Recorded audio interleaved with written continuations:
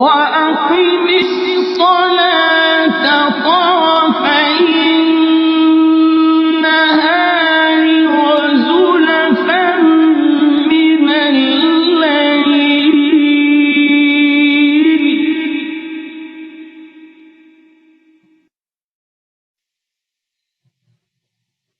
إِنَّ الْحَسَنَاتِ يُذْهِبْنَ السَّيِّئَاتِ۔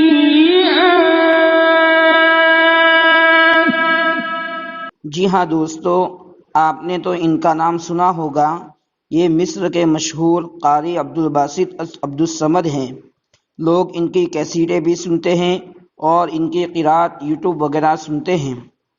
ایک مرتبہ کا واقعہ ہے، حضرت مولانا پیر ذوالفقار احمد نقشبندی دامت برکاتہم العالیہ فرماتے ہیں کہ حضرت نے امریکہ کا دورہ کیا۔ اس میں قاری عبدالباسط عبدالصمد بھی تھے۔ وہ قرآن پاک کی تلاوت کرتے تھے۔ تو ان سے کسی نے پوچھا کہ حضرت، آپ اتنا قرآن شریف پڑھتے ہیں، آپ نے قرآن پاک کا کوئی معجزہ دیکھا ہوگا؟ وہ کہنے لگے، میں نے کئی معجزے دیکھے۔ عرض کیا، ہمیں بھی سنا دیجیے۔ تو انہوں نے نام لیا کہ ایک مرتبہ ہمارے ملک کے بڑے صدر، ان کو روس جانا پڑا، کوئی اپنا کام ہوگا۔ وہاں کے حکام نے ان سے میٹنگ کے بعد کہا، کیا مسلمان بنے پھرتے ہو؟ چھوڑو اس مسلمانی کو، ہماری طرح بن جاؤ، ہم تمہاری مدد کریں گے، تم ترقی یافتہ لوگوں میں شامل ہو جاؤ گے۔ اس کے آگے اس نے بات کرنے کی کوشش تو کی، لیکن بات نہ بن پڑی۔ 2-3 سال گزر گئے، اس کے بعد پھر ان کا جانا ہوا۔ قاری صاحب کہتے ہیں کہ مجھے اطلاع ملی کہ صدر صاحب چاہتے ہیں کہ تم بھی ساتھ میں چلو۔ فرمایا، یہ سن کر میں بڑا حیران ہوا کہ عبدالباسط کی ضرورت پڑے تو عرب میں، امارات میں، پاکستان میں، ہندوستان میں، جہاں جہاں مسلمان رہتے ہوں وہاں عبدالباسط کی ضرورت پڑے۔ روس میں تو کافر رہتے ہیں، دین و مذہب کو مانتے ہی نہیں، دہریے ہیں، وہاں میری کیا ضرورت پڑی؟ لیکن بہرحال میں نے تیاری کی اور ساتھ چل پڑا۔ کہنے لگے، وہاں ان کی پھر میٹنگ ہوئی۔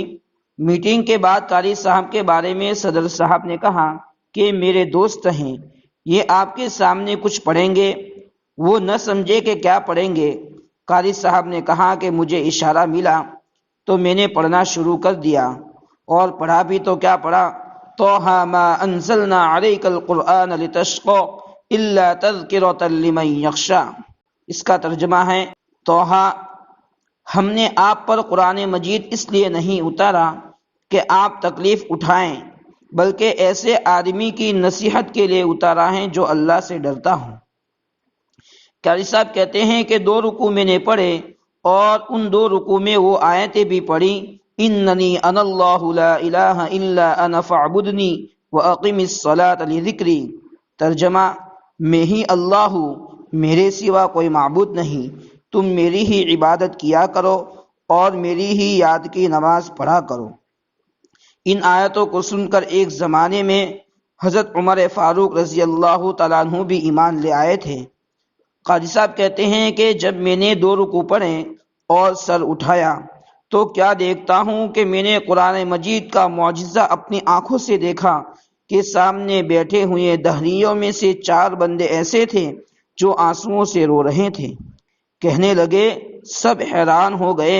ہمارے صدر صاحب نے پوچھا کہ آپ کیوں رو رہے ہوں؟ کہنے لگے، ہمیں تو پتہ نہیں اس بندے نے کیا پڑھا ہے، لیکن اس کے پڑھنے میں ایسی تاثیر تھی کہ ہمارے دل موم اور نرم ہو گئے اور آنکھوں میں آنسو آ گئے۔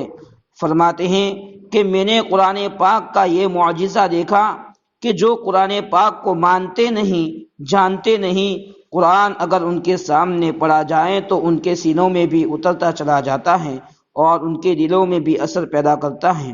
جی ہاں دوستو، اور ہمارا حال دیکھیں کہ ہم مسلمان بنے پھرتے ہیں، لیکن مہینوں نہیں سال گزر جاتے ہیں، قرآن پاک کو دیکھنے کی نوبت نہیں آتی، قرآن پاک کو ہم ہاتھ میں لے کر چھوتے نہیں، اس کو بوسہ دیتے نہیں۔